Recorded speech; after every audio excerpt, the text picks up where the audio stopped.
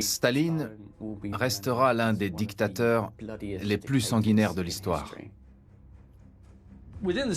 À l'intérieur de l'Union soviétique, Staline est considéré comme un héros. Il incarne aux yeux de tous la victoire et le patriotisme. Il est Monsieur Union soviétique. Le culte de la personnalité était un aspect essentiel de la dictature stalinienne. Mais la terreur en était au cœur. Le bras violent de l'État s'était étendu, il s'était renforcé. La violence et la recherche de la violence faisaient partie intégrante de l'État soviétique moderne. Au Kremlin règne une mentalité de forteresse assiégée. Il fallait éradiquer tous les ennemis, en particulier l'ennemi intérieur. La loyauté des soviétiques d'origine allemande, polonaise, coréenne ou finlandaise est mise en doute. Et s'ils soutenaient le camp adverse, si la guerre éclatait. Au moment où Lénine, Zinoviev et Kamenev prennent conscience de l'influence de Staline dans le parti, il est trop tard. Vous avez 670 000 personnes arrêtées. 376 000 individus seront exécutés. C'est absolument terrible. 36% des victimes des grandes purges, plus d'un tiers, étaient issus des minorités. Sachant qu'elles représentaient seulement 1,6% de la population soviétique. Une véritable politique calculée de meurtre collectif. Aussi monstrueuse que ce qu'Hitler a pu faire.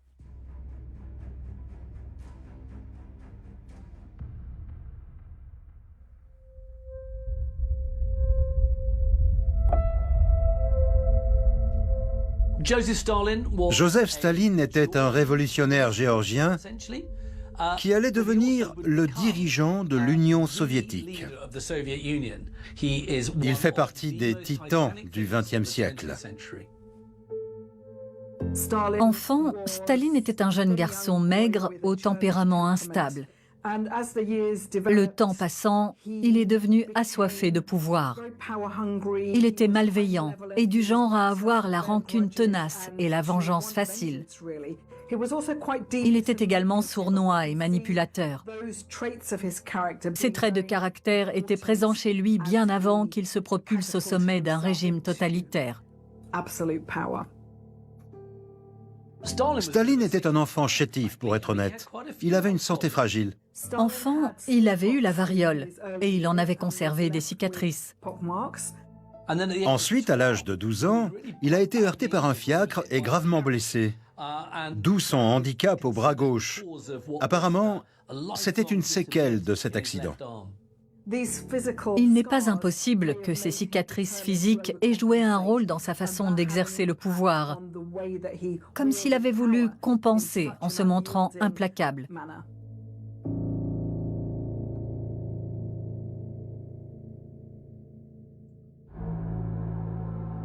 Staline était issu d'un milieu plutôt modeste.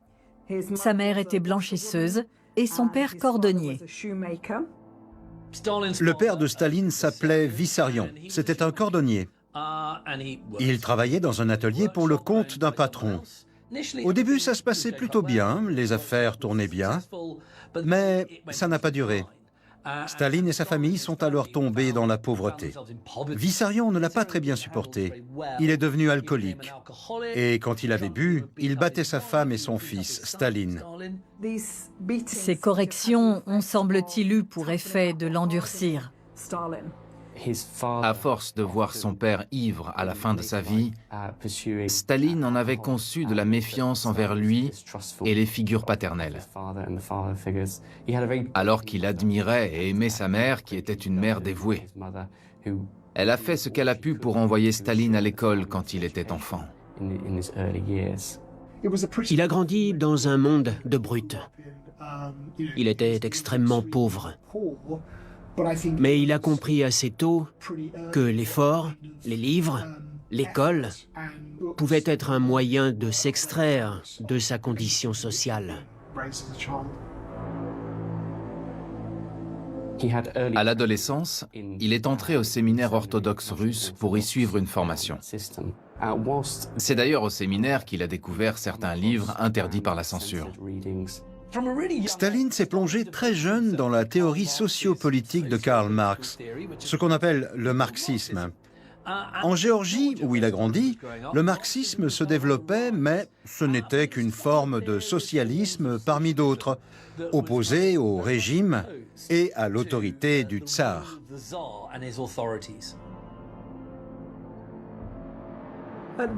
À la fin du 19e siècle, la Russie était toujours gouvernée par le tsar. En 1917, le contexte n'était plus le même par rapport à la période précédente. Auparavant, le tsar Nicolas II était vu comme une figure invincible et infaillible, le père du peuple russe.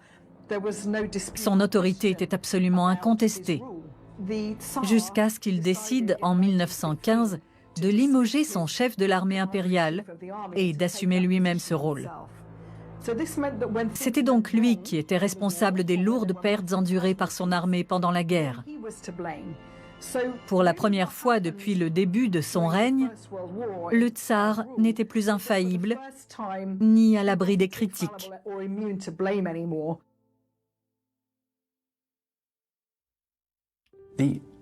À cette époque, le système tsariste est fondé sur le clientélisme. Tout se fait par relation, il faut connaître les bonnes personnes. Et cela engendre une économie inefficace et gangrénée par la corruption.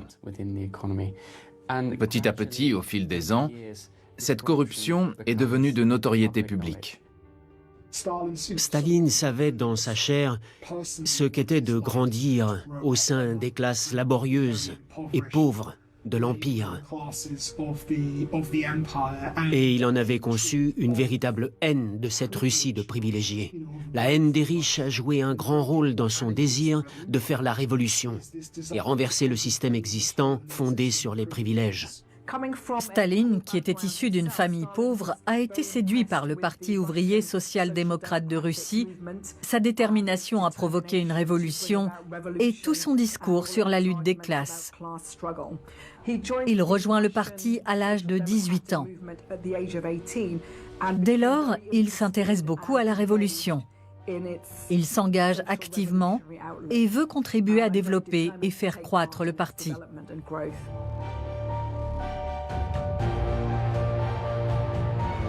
Le fait que Staline soit passé par le séminaire n'est pas si étonnant en soi. D'une certaine manière, la promesse révolutionnaire fait écho à celle du salut dans la théologie chrétienne. Entre le séminariste et le marxiste acharné, l'écart n'est pas aussi grand qu'on pourrait le penser.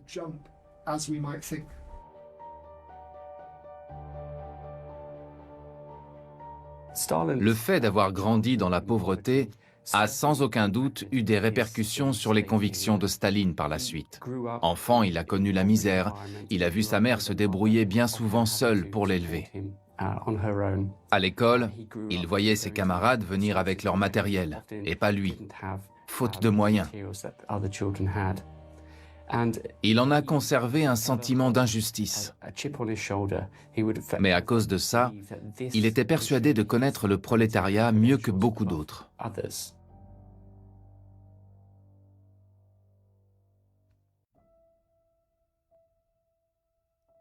Staline est né en Géorgie. Il a fait ses premiers pas dans la radicalité auprès de nationalistes géorgiens. Il s'en est ensuite détourné pour embrasser la cause des marxistes russes et leur idéal de révolution prolétarienne internationale. Il voulait changer le monde, pas seulement la Géorgie. En 1903, le Parti ouvrier social-démocrate russe se scinde en deux factions, les bolcheviks et les mencheviks. Bolcheviks et mencheviks avaient des visions très différentes de la forme que devait prendre la révolution. Certains estimaient que le rôle du parti était de porter la bonne parole du socialisme et d'inciter les travailleurs à passer à l'action, mais que c'était in fine à eux de mener la révolution. L'autre courant, porté par Lénine, estimait que les travailleurs n'étaient pas à même de le faire, qu'ils risquaient de se laisser acheter par les patrons des usines. Il fallait qu'un groupe de révolutionnaires professionnels, entièrement dévoués à la cause, prenne les choses en main et mène la bataille. Le principal représentant des bolcheviks était Lénine, tandis que Martov et Trotsky appartenaient au camp des mencheviks. Au début de son engagement politique, Staline a d'abord été sur la ligne des mencheviks, parce qu'ils étaient majoritaires à cette époque en Géorgie. Mais rapidement, il s'est laissé séduire par les arguments de Lénine et des bolcheviks, parce que eux étaient déterminés à mettre en œuvre la révolution, à la lancer dès que possible.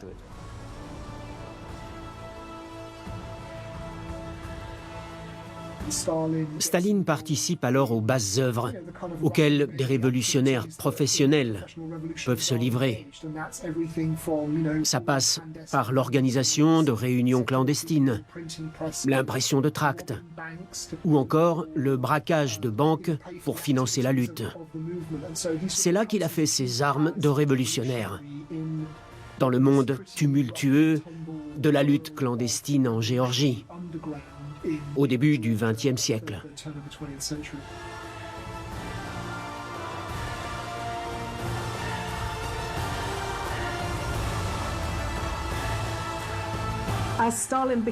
De plus en plus intéressé et engagé dans le mouvement révolutionnaire, Staline a fini par attirer l'attention des autorités tsaristes. Il a été arrêté plusieurs fois et envoyé en exil en Sibérie.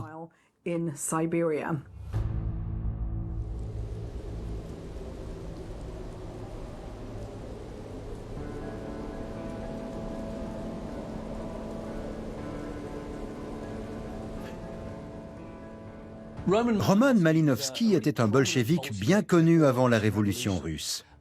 Mais il était en même temps un espion rémunéré, et même très bien rémunéré, au service de l'Okhrana, la police secrète du tsar. Le jour où Staline s'est fait arrêter à une collecte de fonds bolchevique, c'était Malinovski qui avait insisté pour qu'il s'y rende. Il lui avait même prêté un costume et une belle cravate en soie. Malinovski et Staline étaient en pleine discussion quand des policiers sont arrivés et ont emmené Staline. Malinovski lui a crié « Je te libérerai, camarade, je te libérerai !» Et en juillet 1913, alors qu'il était censé aider Sverdlov et Staline à s'évader, il informe le chef de la police de Touroukansk de leur projet. Ça a renforcé la conviction de beaucoup de cadres bolcheviques. Staline a compris, mais pas seulement lui, qu'il existait de nombreux ennemis cachés. Staline est envoyé en exil en Sibérie, mais il s'évade. Il est repris et renvoyé une nouvelle fois en Sibérie. Mais cette fois, il est déporté dans un petit village appelé Koreïka, situé à la frontière du cercle polaire. C'est tout sauf un endroit agréable, et il est quasiment impossible de s'en échapper. Les années passent. Il continue de communiquer avec les principales personnalités bolcheviques, notamment Lénine, qui s'inquiète de sa santé. À plusieurs reprises, sa santé physique et mentale semble vaciller. Mais il reste un personnage important chez les bolcheviks. Staline soupçonne un de ses proches d'être un espion au service de l'Okhrana, Malinovski. Ce sera d'ailleurs confirmé bien des années après. Ça va alimenter la méfiance de Staline vis-à-vis de ses camarades jusqu'à la fin de sa vie. Cette méfiance va même virer à la paranoïa et elle va l'accompagner jusque dans sa tombe. Staline souffre beaucoup de son exil en Sibérie. Il demande à être transféré vers l'Oural pour raison de santé. Et il est tout près de Saint-Pétersbourg quand la révolte éclate le 19 février 1917. Il trouve le moyen de rejoindre la ville pour prendre part à la suite de la révolution. Il semble que durant cette période, c'est-à-dire au tournant du XXe siècle, avec l'augmentation des prix des céréales et par conséquent du pain, l'agitation a commencé à se faire sentir. Et cette agitation a finalement débouché sur les révolutions de 1905 d'abord, puis 1917.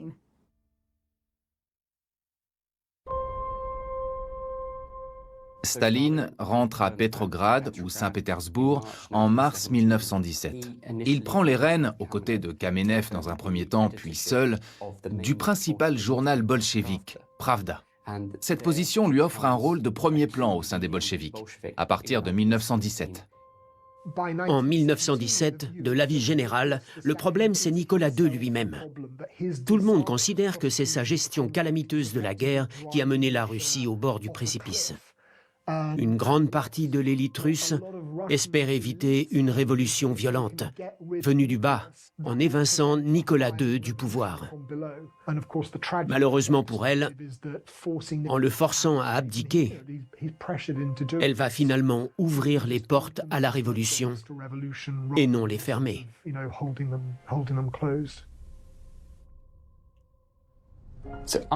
Après la révolution de février, une compétition s'installe pour savoir qui va diriger et sur quoi doit déboucher la révolution.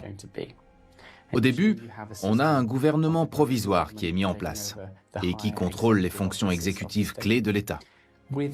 Et des soviets qui se veulent les représentants du peuple, de la base. Dans un premier temps, Staline plaide pour une approche de compromis. Il veut laisser au gouvernement provisoire une certaine marge de manœuvre avant de prendre le contrôle du pays. Lénine, en exil à ce moment-là, s'arrache le peu de cheveux qu'il lui reste. Parce que lui prône une révolution socialiste immédiate dans le pays. Arrive octobre 1917. Le gouvernement provisoire patauge. Les soviets sont indécis. Lénine insiste sur l'urgence de prendre le pouvoir.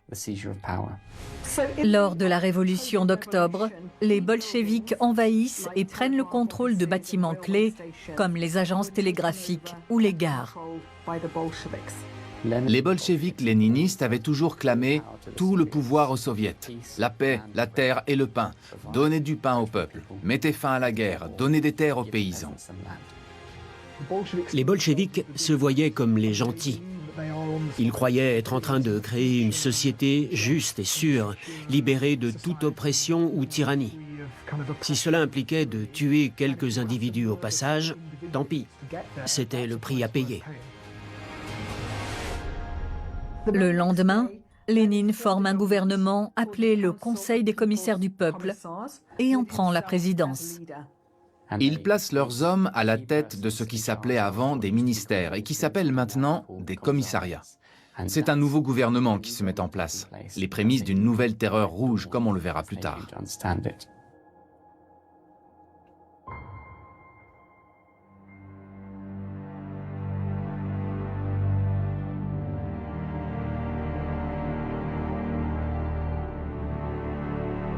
Immédiatement après la révolution d'octobre, au moment de la nomination des commissaires, Staline a encore l'image d'un bureaucrate. Trotsky le surnomme le camarade des fichiers. Il n'a pas la prestance intellectuelle de Lénine, de Trotsky ou encore de Boukharine plus tard. C'était sans doute mésestimer Staline, qui avait lui aussi publié des écrits traitant de questions importantes. Lui aussi était d'une certaine façon un théoricien de la Révolution, mais sans doute pas du calibre d'un Lénine ou d'un Trotsky.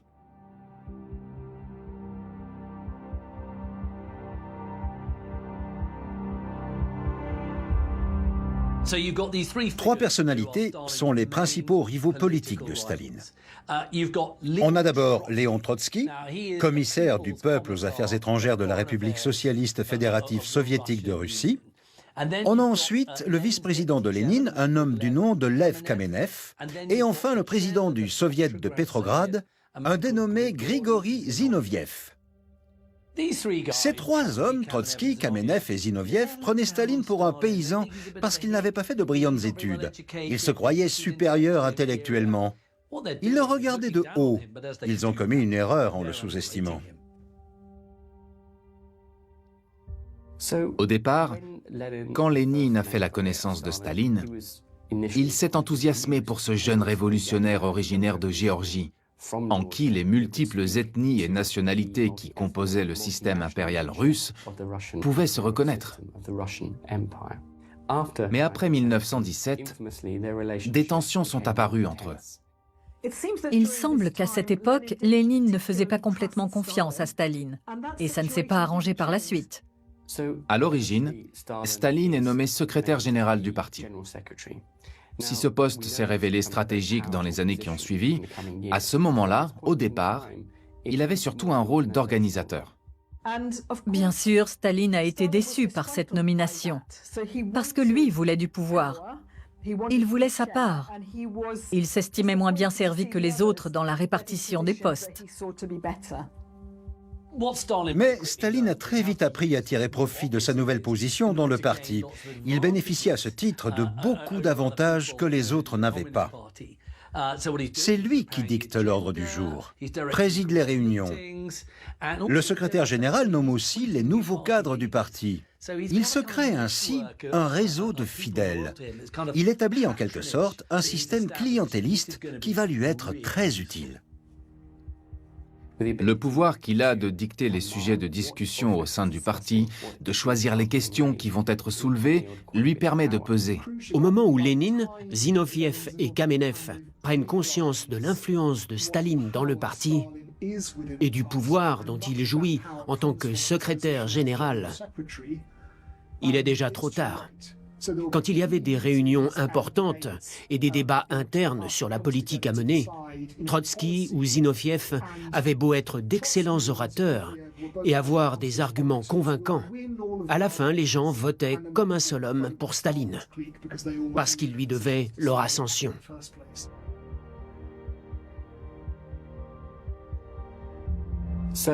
Après 1917, Lénine est en pleine ascension. Il semble avoir encore de belles années devant lui pour bâtir la révolution prolétarienne qu'il appelle de ses vœux, une révolution internationale. Le 25 mai 1922, Lénine fait une attaque vasculaire cérébrale alors qu'il se remet d'une opération qui visait à extraire la balle logée dans son cou depuis une tentative d'assassinat contre lui en août 1918. Cet AVC l'a laissé très amoindri et l'a contraint à se mettre en retraite ou semi-retraite. Staline lui rendait régulièrement visite. Il faisait office d'intermédiaire avec le monde extérieur, ce qui évidemment le plaçait dans une position tout à fait stratégique. Staline était le principal relais de communication entre Lénine et les autres bolcheviks. Mais évidemment, et c'est normal, Krupskaya, l'épouse de Lénine, communiquait elle aussi avec ses camarades bolcheviks. Staline lui a demandé de cesser, en des termes plutôt agressifs. Et ça n'a pas plu à Lénine. Il a été outré par la façon dont Staline traitait celle qui était à la fois son épouse et une éminente bolchevique à l'époque. Lénine sait que c'est la fin pour lui. Il sait qu'il va mourir. Alors il dicte son testament politique dans lequel il propose des changements majeurs dans l'appareil gouvernemental soviétique. Et il y critique également des leaders bolcheviques comme Zinoviev, Kamenev, Trotsky, Boukharine, Piatakov et aussi Staline. En postface, il suggère même de retirer à Staline le poste de secrétaire général du comité central du Parti communiste russe. Donc, c'est vraiment très mauvais pour Staline.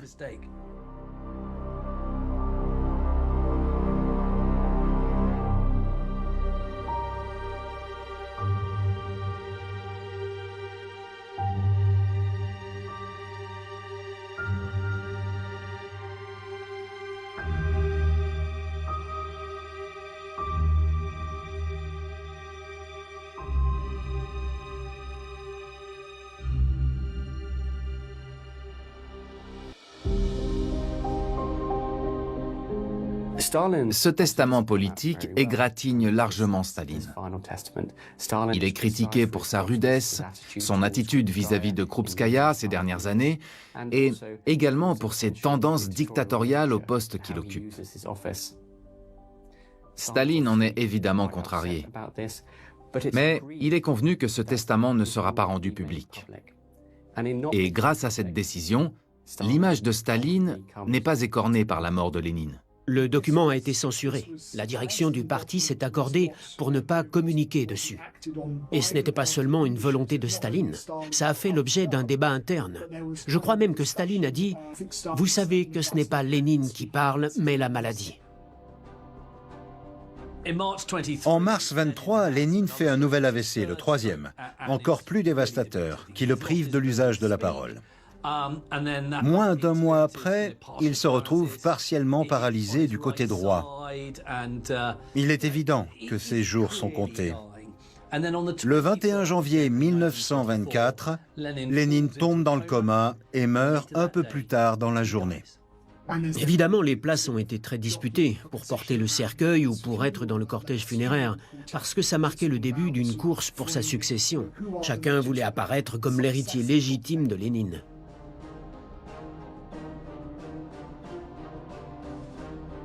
L'organisateur des funérailles de Lénine est Joseph Staline.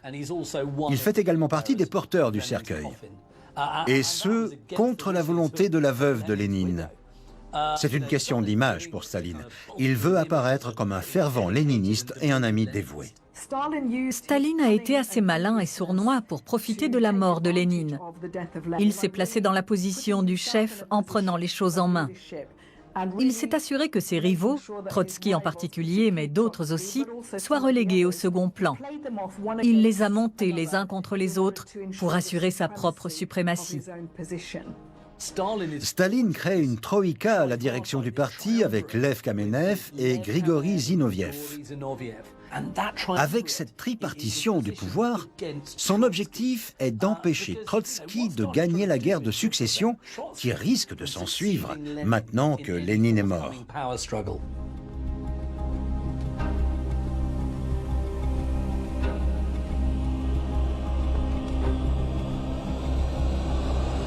Staline est également en charge de la liste des invités aux obsèques de Lénine. Et comme par hasard, une invitation s'est perdue en route. C'est celle de Léon Trotsky, le principal ennemi de Staline. Ça a terni la réputation de Trotsky, ça a été mal perçu.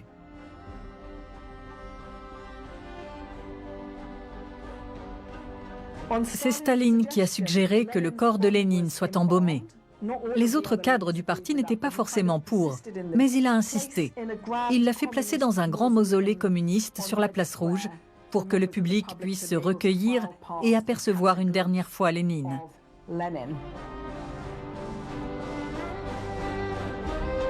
La veille des obsèques de Lénine, Staline prononce un discours marquant, disant des communistes « Nous sommes, nous communistes, des gens d'une facture à part ».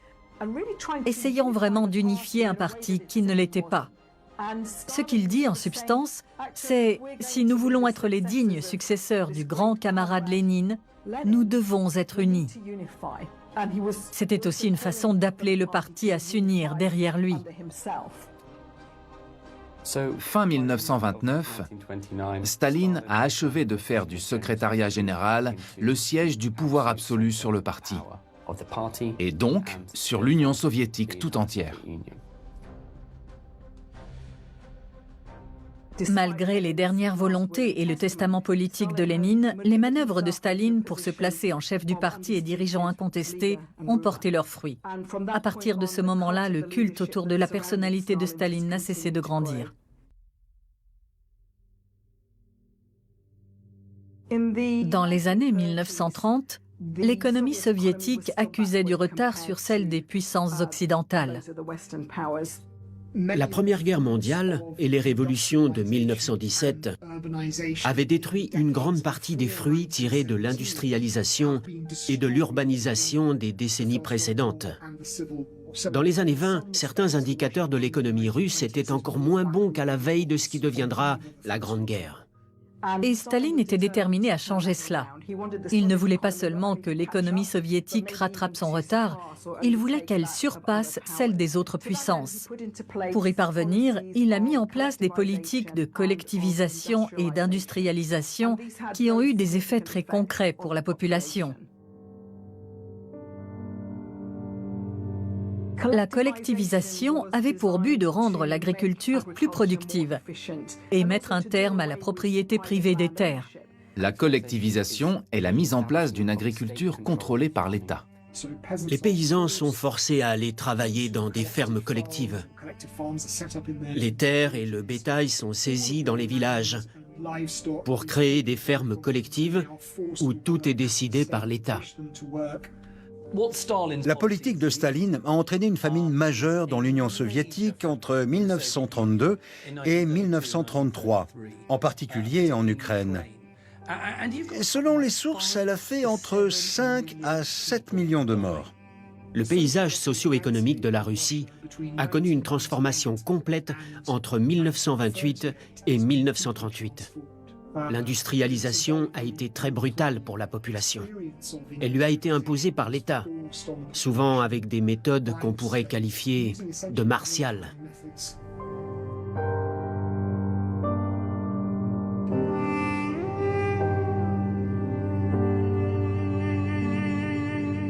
Les koulaks étaient les paysans aisés, réfractaires aux mesures de collectivisation drastiques de Staline.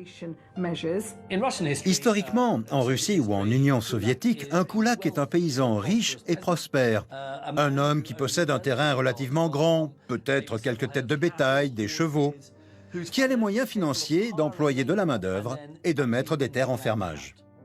Évidemment, ce n'était pas vraiment bien vu, ni même compatible avec la politique de collectivisation de Staline. À l'approche des années 30, cela devient une étiquette dangereuse à porter. Être un koulak signifiait être un paysan riche, quelqu'un qui ne travaillait pas pour l'État dans une ferme collective, quelqu'un qui faisait passer son propre intérêt au-dessus de ceux de l'État, qui ne s'inscrivait pas dans une démarche collective, bref, un individualiste.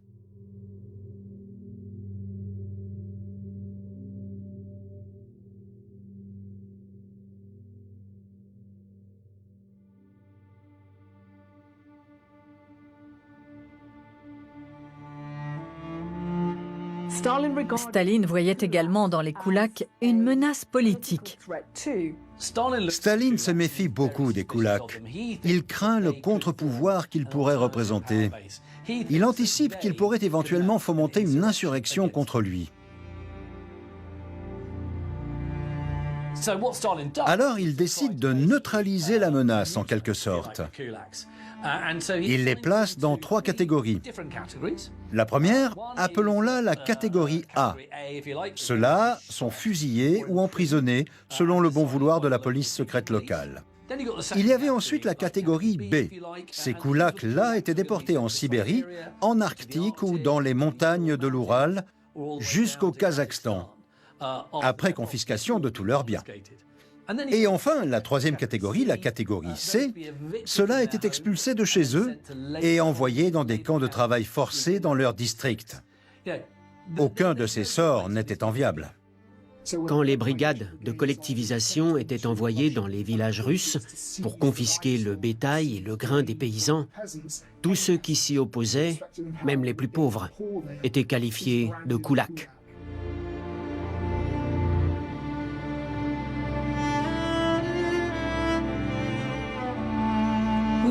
Ne vous y trompez pas, il s'agissait bien, avec cette politique dictée par Staline contre les koulaks, d'éradiquer une frange de la population. C'est l'une des premières exterminations de masse de notre histoire ordonnée par un État à l'encontre d'une partie de ses propres citoyens. Si Staline n'a jamais fait face à un soulèvement populaire majeur, c'est en grande partie parce que le bras violent de l'État s'était étendu, s'était renforcé. La violence et la recherche de la violence faisaient désormais partie intégrante de l'État soviétique moderne.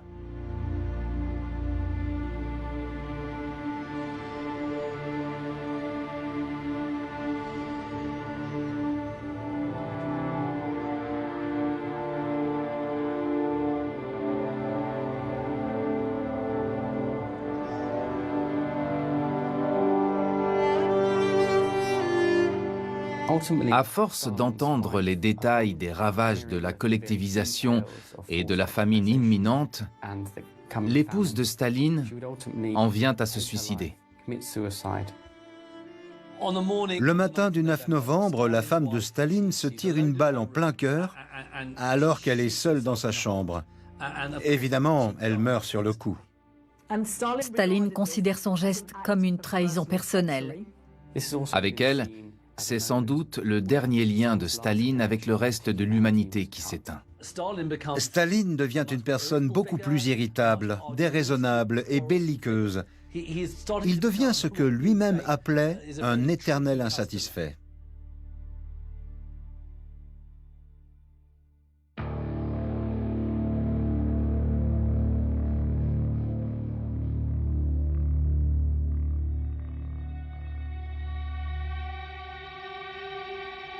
Sergueï Kirov était le premier secrétaire du Parti communiste de Leningrad. C'était un personnage assez populaire, une personnalité joviale. Il a perdu les faveurs de Staline parce qu'au congrès du parti de 1934, il avait eu droit à des applaudissements plus nourris que lui. Et ça, Staline ne l'a pas supporté. Kirov prononce un discours éloquent. Les délégués au Congrès doivent voter pour élire le comité central. Lors de cette élection, Kirov reçoit seulement 3 votes négatifs contre lui, soit largement moins que tous les autres candidats, Staline compris. On peut imaginer la réaction de Staline, qui était déjà de nature méfiante. Sa moustache a dû frétiller. Il a changé d'opinion sur Kirov, qui a cessé d'être à ses yeux un membre historique et loyal du parti pour devenir un adversaire potentiel. Le 1er décembre 1934, Kirov est assassiné par un homme du nom de Leonid Nikolaïev dans ses bureaux de l'Institut Smolny pour des raisons inconnues. Après ça, chaque fois que Staline prenait la parole en public ou prononçait un discours, son auditoire prenait soin d'applaudir longtemps par crainte de sa réaction.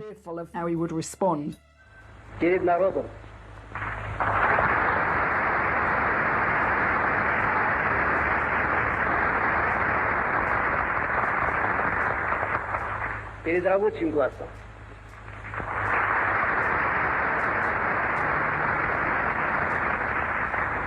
Перед крестьянством.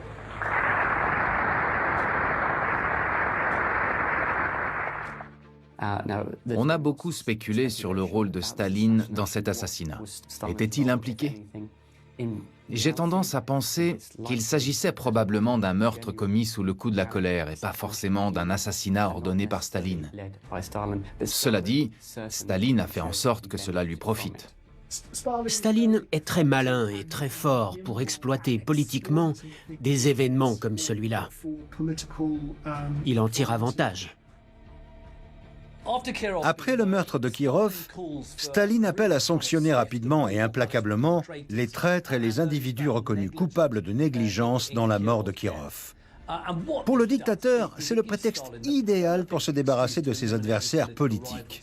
Il accuse Grigori Zinoviev et Lev Kamenev, Prégosian et tous ceux qui avaient soutenu Kirov contre lui d'avoir une responsabilité morale dans le meurtre de Kirov et donc d'être coupables de complicité. De la même façon qu'Hitler s'est servi de l'incendie du Reichstag pour liquider ses opposants, Staline a exploité l'assassinat de Kirov. Ces 3 énormes procès largement médiatisés vont permettre à Staline d'éliminer un grand nombre de ses rivaux et détracteurs. Parmi les accusés, on a des communistes très haut placés, comme Kamenev, Zinoviev, Boukharine, Rykov. Ils sont accusés de trahison et de conspiration avec les puissances fascistes, capitalistes, pour assassiner Staline et d'autres leaders soviétiques. Évidemment, les charges étaient entièrement fabriquées. Les procès étaient truqués.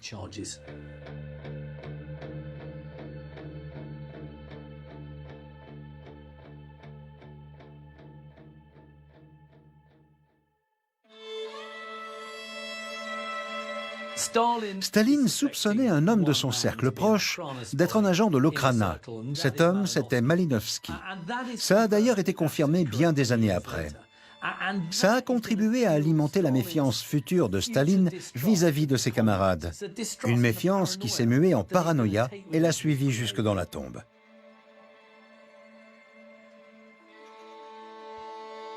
Au milieu des années 1930, le Kremlin est convaincu d'être encerclé par des puissances expansionnistes hostiles. En Allemagne, les nazis arrivent au pouvoir. L'Empire japonais cherche à étendre militairement son territoire. Au Kremlin règne une mentalité de forteresse assiégée.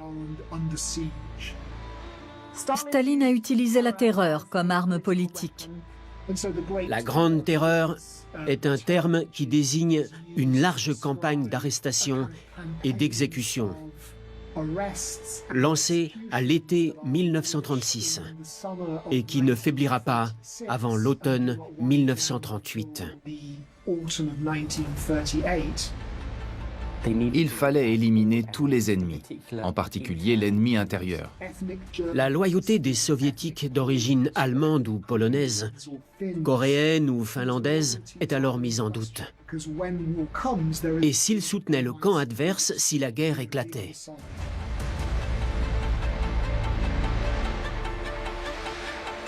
« 36% des victimes des Grandes Purges, plus d'un tiers, étaient issus des minorités. Sachant qu'elles représentaient seulement 1,6% de la population soviétique. Une véritable politique calculée de meurtre collectif, aussi monstrueuse que ce qu'Hitler a pu faire.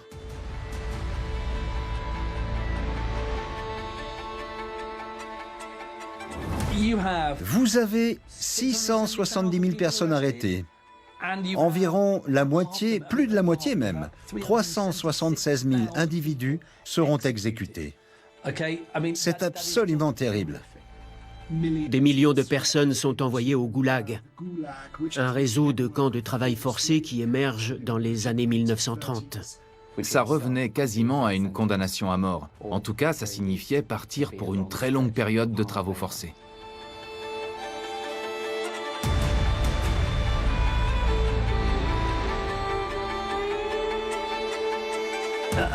En plus de débarrasser Staline de ses opposants potentiels, ça instaurait un climat général de terreur.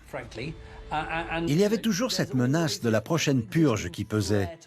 Plus personne ne pourrait plus jamais se sentir en sécurité.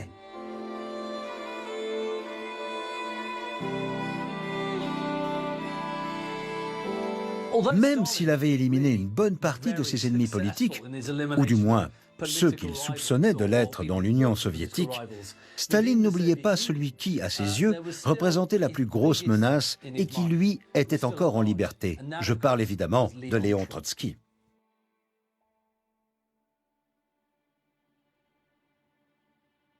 Staline considérait Trotsky comme son principal adversaire politique. Il a donc pris des mesures. Il l'a d'abord démis de ses fonctions avant de l'exclure du parti pour finalement le contraindre à l'exil.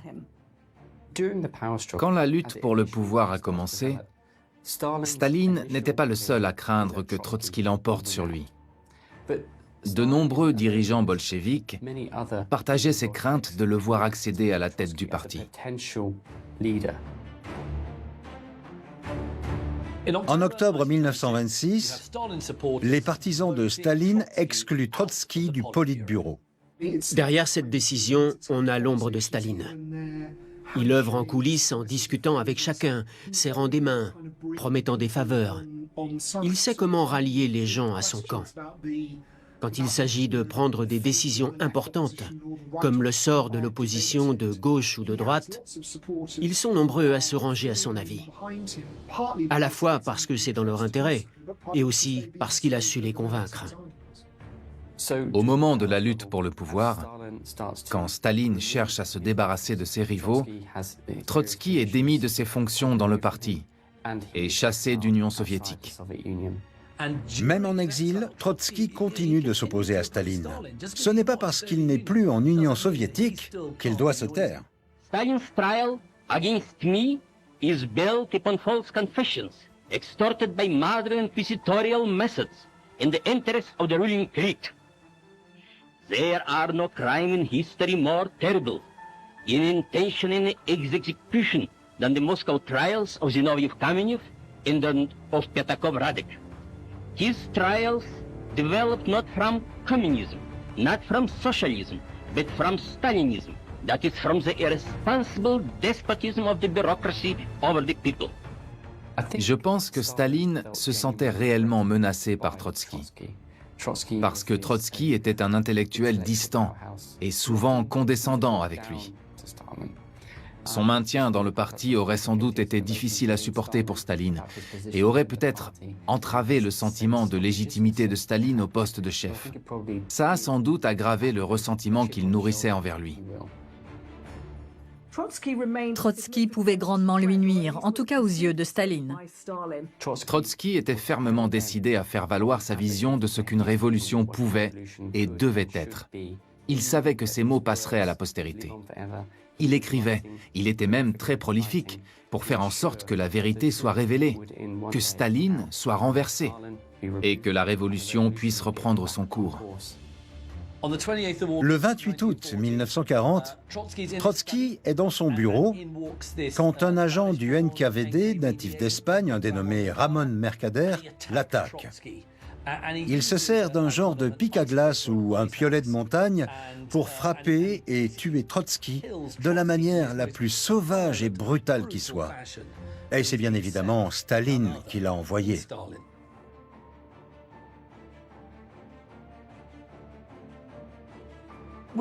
La mort de Trotsky, que Staline considérait comme son principal opposant, marque la fin de la Grande Terreur. Les arrestations et exécutions commencent à peser sur l'économie de l'Union soviétique, ne serait-ce que par leur nombre. On manque d'ouvriers et la productivité est trop basse. Staline décrète que l'ennemi intérieur a été vaincu.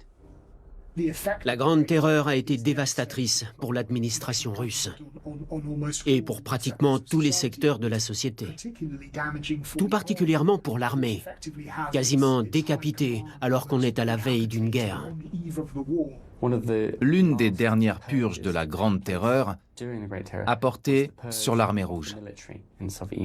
Le soupçon planait notamment sur la marine, en raison des contacts entretenus par ses officiers avec l'étranger. Staline s'en méfiait donc tout particulièrement. On a vu partir 50 commandants de corps d'armée sur 57, 154 commandants de division sur 186. La totalité des commissaires politiques d'armée, ils étaient 16, et 25 des 28 commissaires de corps d'armée ont été purgés. C'est quasiment un ratio de 100%. Staline est un marxiste-léniniste, c'est sa philosophie. À ses yeux, un conflit entre les puissances capitalistes est inévitable. Après l'annexion de l'Autriche et d'une partie de la Tchécoslovaquie par l'Allemagne nazie en 1938, il pense que la guerre est imminente. Sur ce point, il avait raison.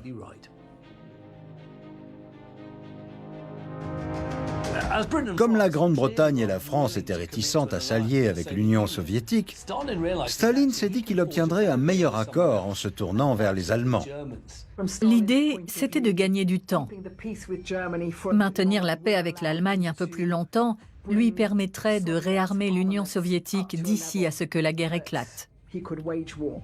Durant la période de négociation entre l'Allemagne nazie et les soviétiques, chaque fois qu'une réunion se tenait en Union soviétique en tant qu'organisateur, Staline offrait un banquet. Et il lui arrivait de porter un toast en l'honneur d'éminents bolcheviks juifs ou de personnalités juives soviétiques majeures. Les délégués nazis étaient alors bien obligés de l'imiter par courtoisie. Je pense que c'était une façon pour Staline d'asseoir son pouvoir, d'affirmer son autorité. Une façon de dire à l'Allemagne nazie « Voilà avec qui vous négociez, vous êtes sur notre territoire ». C'était un bras de fer et un coup de force de sa part. Et donc, en août 1939, l'Union soviétique signe le pacte Molotov-Ribbentrop avec l'Allemagne, un pacte de non-agression. Du point de vue de Staline, c'est une chance unique d'étendre son territoire et de garantir temporairement la paix avec l'Allemagne nazie.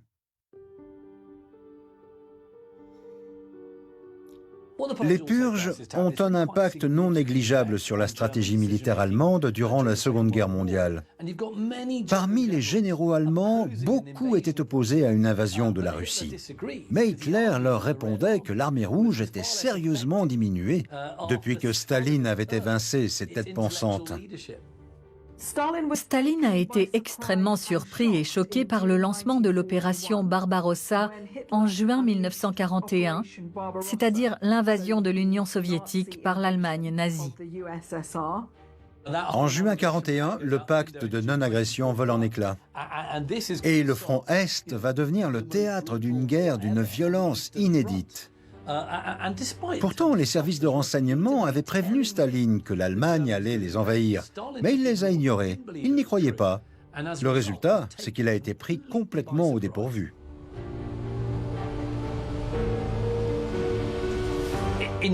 En juin 1942, les Allemands lancent une énorme offensive dans le sud de la Russie pour s'emparer de champs de pétrole.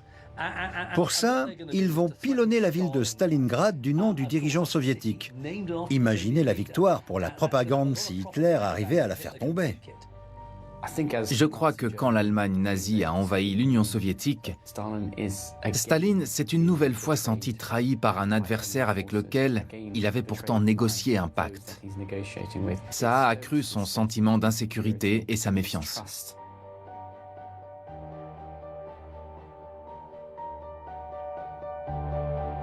Staline ordonne à l'armée rouge de défendre Stalingrad coûte que coûte. La ville va alors être le théâtre de combats urbains d'une violence inédite dans l'histoire de l'humanité. Vraiment, c'était presque des combats au corps à corps, avec des attaques directes contre des civils et des raids aériens. C'était d'une violence sans nom. Au départ, Staline et Hitler étaient des alliés puisqu'ils avaient signé le pacte Molotov-Ribbentrop. Mais à partir du moment où l'Allemagne a envahi l'Union soviétique, Staline a rejoint l'alliance formée par le Royaume-Uni et les États-Unis.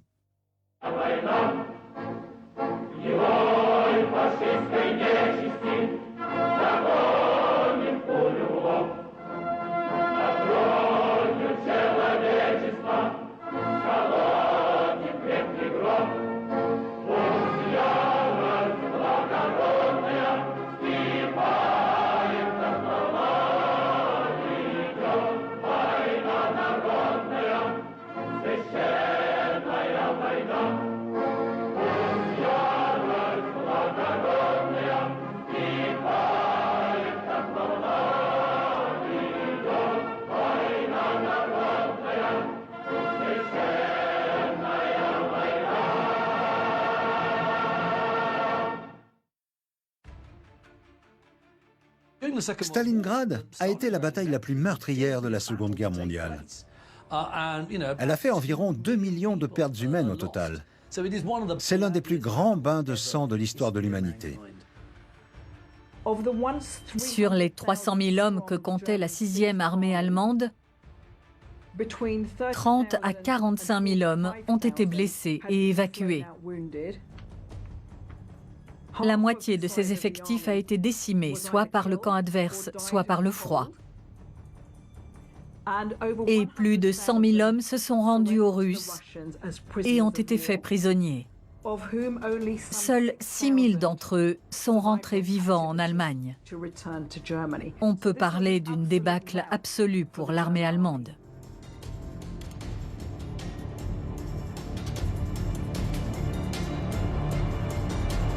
Par bien des aspects, Stalingrad a marqué un tournant dans la guerre. La volonté soviétique de ne rien concéder, de se battre jusqu'au bout, la persévérance dans cet effort surhumain, a fini par convaincre les soviétiques qu'ils étaient capables de résister à l'envahisseur nazi. Ils ne se rendraient pas, même si tout devait être détruit. Ils n'abandonneraient pas la lutte. Et depuis ce moment-là, l'esprit de sacrifice est profondément ancré dans la psyché soviétique.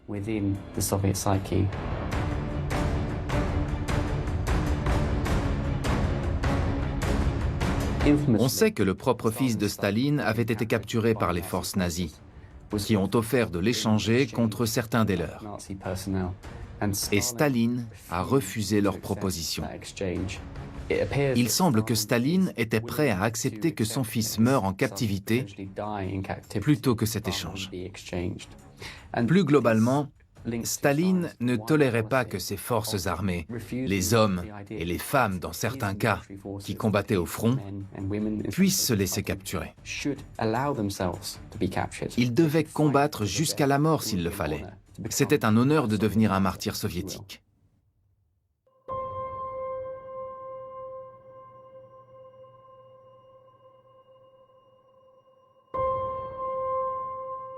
On ne soulignera jamais assez l'importance de la victoire lors de la Seconde Guerre mondiale, ou Grande Guerre patriotique, comme on l'a appelée en Union soviétique, et comme on l'appelle encore en Russie. La nation a payé le prix fort pour arracher cette victoire. Le coût humain de la guerre pour les soviétiques a été estimé à plus de 20 millions de vies perdues. Cet effort monumental, ce sacrifice, est devenu le nouvel événement fondateur de l'Union soviétique. Aussi important, certains vous diront plus encore, que la révolution de 1917.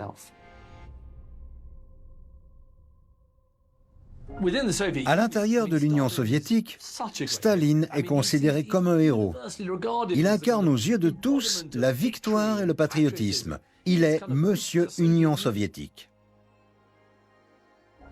La victoire soviétique dans la Seconde Guerre mondiale n'a fait que renforcer la popularité de Staline. C'était une victoire contre le fascisme, contre l'Allemagne nazie et ses alliés.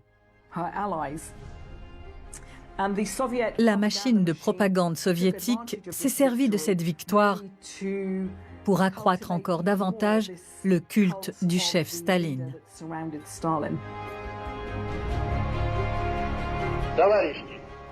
Великая Отечественная война завершилась нашей полной победой. С победой вас, мои дорогие соотечественники и соотечественницы! Слава нашей героической Красной Армии, отстоявшей независимость нашей Родины и завоевавшей победу над врагом. Слава нашему великому народу! Народу-победителю.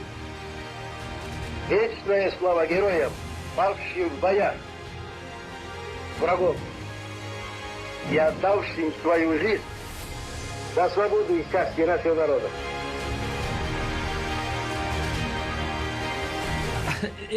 Dans les pays alliés, à mesure que la guerre avançait, Staline était de plus en plus dépeint sous un jour positif. En 1941, l'Orchestre Philharmonique de Londres donne un concert en son honneur pour son anniversaire. L'année suivante, le magazine Time le nomme même homme de l'année. Tout ça quelques années à peine après la fin de la Grande Terreur. Cet homme était quand même un meurtrier de masse.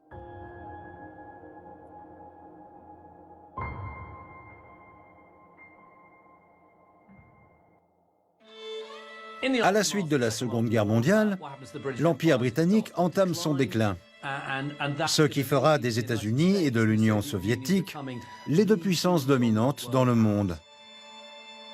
Les soviétiques, déjà du temps de l'Empire russe, semblent souvent encourager l'idée ou justifier la nécessité d'une zone tampon. Ils craignent de voir les menaces externes pénétrer le pays. Staline voulait faire des pays d'Europe de l'Est des pays amis et des États communistes. Ses ambitions d'étendre l'influence soviétique ont entraîné une réaction de la part des États-Unis et en particulier de l'administration Truman, bien décidée à contenir la politique expansionniste de Staline. United in detesting communist slavery. We know that the cost of freedom is high. But we are determined to preserve our freedom, no matter what the cost. À la fin de la Seconde Guerre mondiale, l'Union soviétique occupe ou contrôle la Bulgarie, la Roumanie, la Hongrie, la Pologne et l'Allemagne de l'Est. From Stettin in the Baltic to Trieste in the Adriatic, an iron curtain has descended across the continent. And all our subjects, in one form or another, not only to Soviet influence, but to a very high and in some cases increasing measure of control from Moscow. Le 5 mars 1946, l'ancien Premier ministre britannique du temps de la guerre, Winston Churchill, prononce un discours à l'université Westminster de Fulton, dans le Missouri. Il résume la situation en Europe dans une phrase devenue célèbre. De Stettin dans la Baltique à Trieste dans l'Adriatique, un rideau de fer s'est abattu à travers le continent. Cette phrase et la métaphore du rideau de fer allaient être reprises pendant des décennies. Ce discours a été en quelque sorte l'un des premiers coups décochés dans la guerre froide.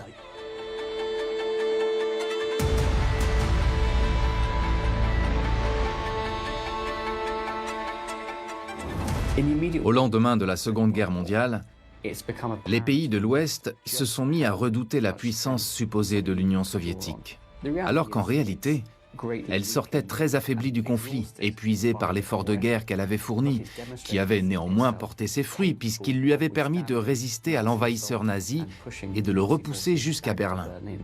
Une fois l'Allemagne nazie vaincue, la Grande Alliance s'est brisée et les divergences entre les anciens partenaires sont apparues au grand jour.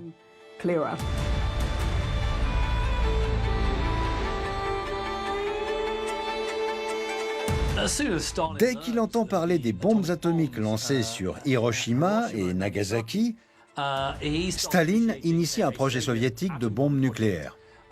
Et il y met les moyens. Le projet avance très rapidement. À la fin du mois d'août 1949, l'Union soviétique procède secrètement à son premier tir d'essai réussi de la bombe atomique. C'est évidemment un moment crucial de la guerre froide. Ça confère à l'Union soviétique le statut de superpuissance, au même titre que les États-Unis. Elle est désormais sur un pied d'égalité avec l'Ouest.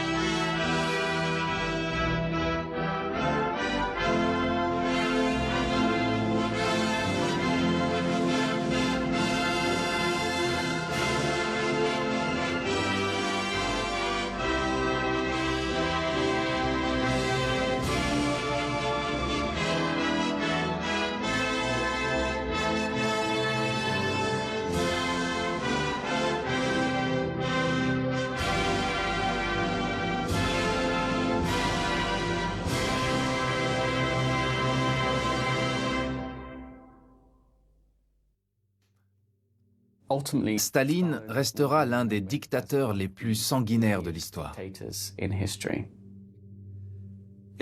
À la fin de sa vie, comme beaucoup, la santé de Staline décline. Il prend des vacances de plus en plus longues.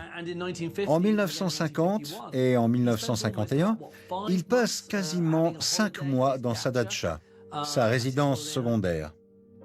Quand la santé du père des peuples se dégrade, au début des années 50, la stratégie soviétique n'est plus uniquement dictée par Staline, par le sommet.